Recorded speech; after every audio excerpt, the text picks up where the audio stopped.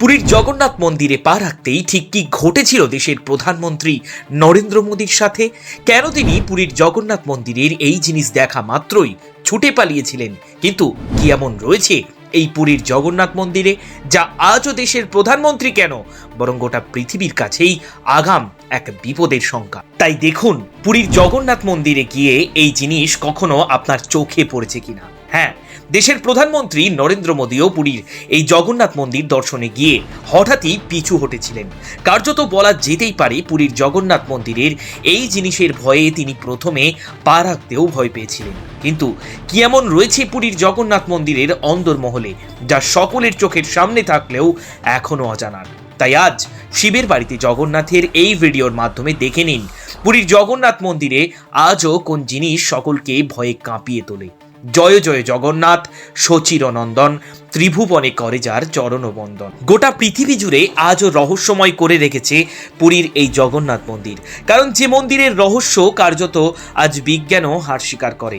কারণ পুরীর এই জগন্নাথ মন্দির এমনই একটি মন্দির যার রহস্য উন্মোচন করা কার্যত অসম্ভব সকলের কাছেই। যেমন আজও এই জগন্নাথ মন্দিরের ওপর বসতে পারে না কোনো রকম পাখি, মন্দিরের ওপরের আকাশ দিয়ে যেতে পারে না কোনো রকম প্লেন বা হেলিকপ্টার। আবার পাশে সমুদ্র থাকলেও মন্দির থেকে শোনা যায় না সমুদ্রের গর্জন। আর বিস্ময়করভাবে এই মন্দিরের চূড়ায় লাগানো পতাকা যা আজও হাওয়ার বিপরীত দিকে ওড়ে।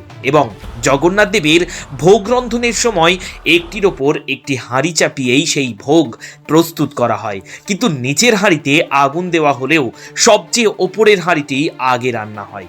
আর এমনই সব রহস্য আজও ঘিরে রেখেছে পুরীর এই জগন্নাথ ধামকে। আবার এও মানা হয় আগামী ৩৬৫ দিন এই পৃথিবী কেমন কাটাবে তাও নির্ধারণ করে পুরীর এই জগন্নাথ মন্দির স্বয়ং।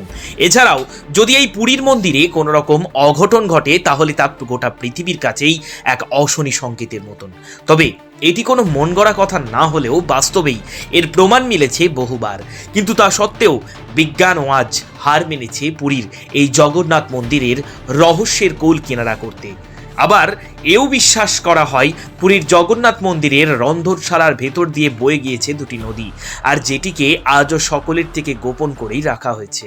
তবে দেশের মাননীয় প্রধানমন্ত্রী নরেন্দ্র মোদী যখন এই পুরীর জগন্নাথ মন্দিরের জগন্নাথ দর্শনে এসেছিলেন ঠিক সেই মুহূর্তেই প্রধানমন্ত্রীর সাথেও ঘটেছিল এক ঘটনা।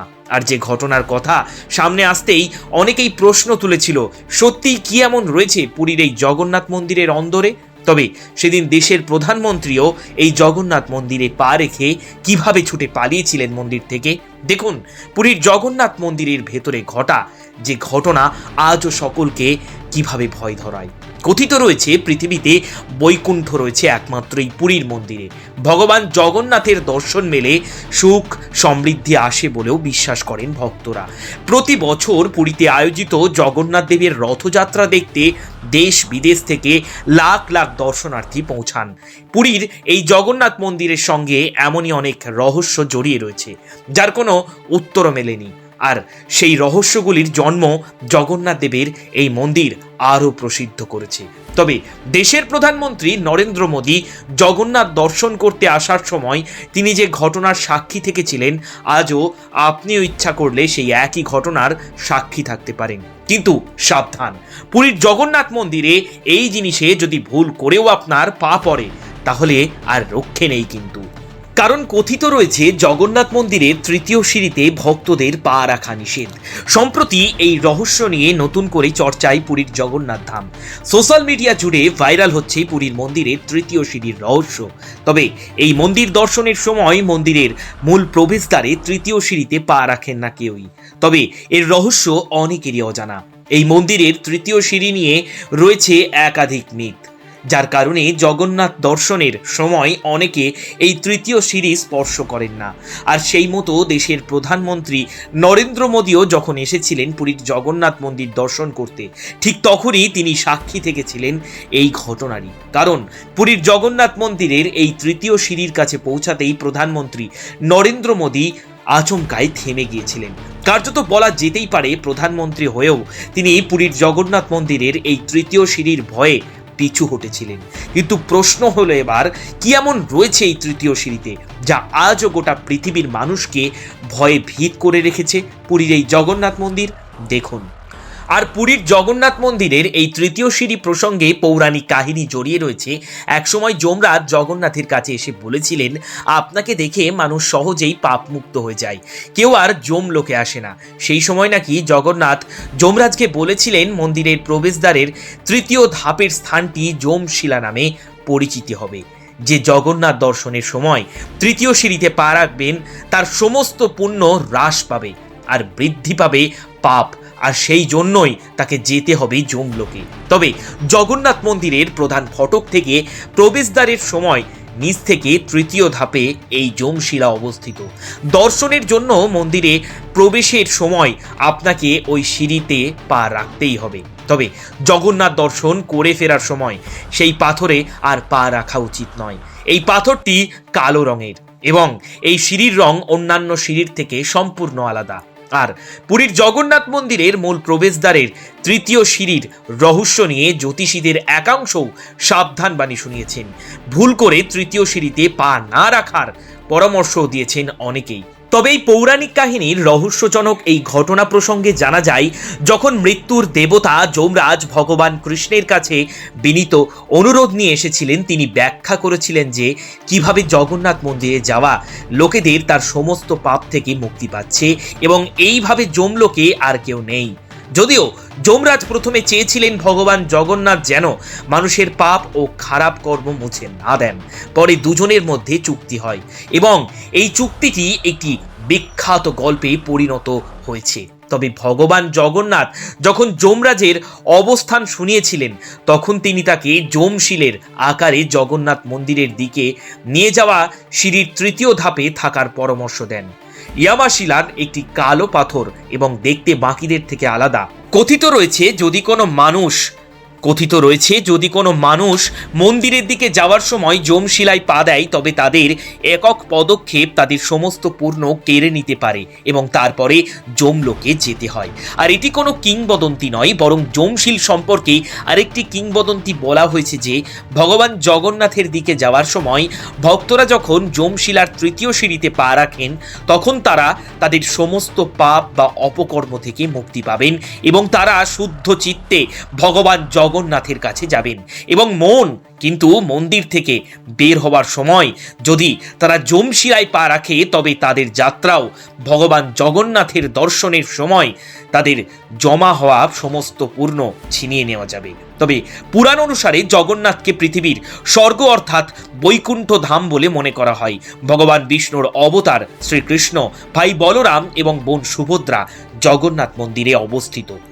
জগন্নাথ মন্দির সম্পর্কে কথিত রয়েছে, এখানে জগন্নাথের দর্শন করলে সকল মনোবাঞ্ছা পূর্ণ হয় এবং সকল পাপ ধুয়ে মুছে যায়।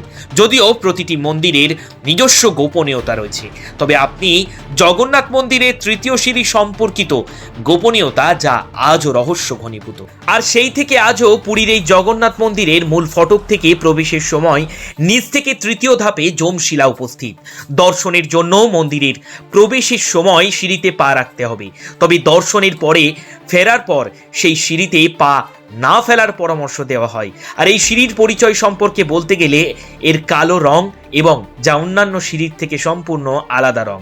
জগন্নাথ পুরীর মন্দিরে মোট 22টি সিঁড়ি রয়েছে। দর্শন করার পরে আপনাকে নিচ থেকে শুরু করে তৃতীয় সিঁড়িটির সম্পর্কে ওয়াকিবহল থাকতে হবে এবং এতে পা রাখা উচিত নয়, অন্যথায় দর্শনের সমস্ত পূর্ণ বৃথা যাবে। সেই কারণেই দেশের প্রধানমন্ত্রীও জগন্নাথ দর্শনে গিয়ে পিছু হটেছিলেন এই তৃতীয় সিঁড়িতে পা ফেলার আগে। তবে কথাই আছে না, বিশ্বাসে মেলাই বস্তু তর্কে বহুদূর। প্রাচীন ভারতের ঐতিহাসিক স্থানগুলির মধ্যে অধিকাংশই এখনো পর্যন্ত নানা রহস্য বহন করে চলেছে, আর যার রহস্যের নেই কোনো আদি, নেই কোনো অন্ত। এর মধ্যে বেশিরভাগই হিন্দু মন্দির বা ধর্মীয় স্থান। রাজা ইন্দ্রদুম্ন নির্মিত ওড়িশার পুরীতে অবস্থিত জগন্নাথ মন্দিরকে হিন্দুদের 4 ধামের মধ্যে একটি গুরুত্বপূর্ণ ধাম বলা হয়।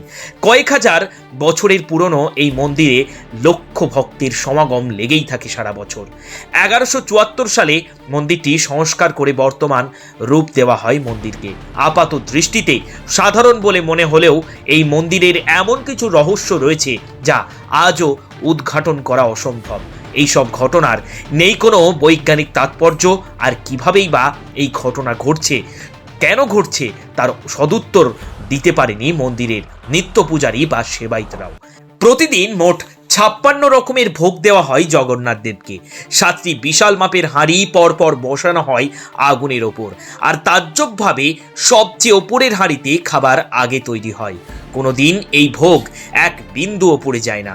যতই ভক্ত সমাগম হোক না কেন, মন্দিরে কখনো অভাব পড়ে না ভোগের। বহুদিন ধরে রেখে দিলেও নষ্ট হয় না ভোগের প্রসাদ।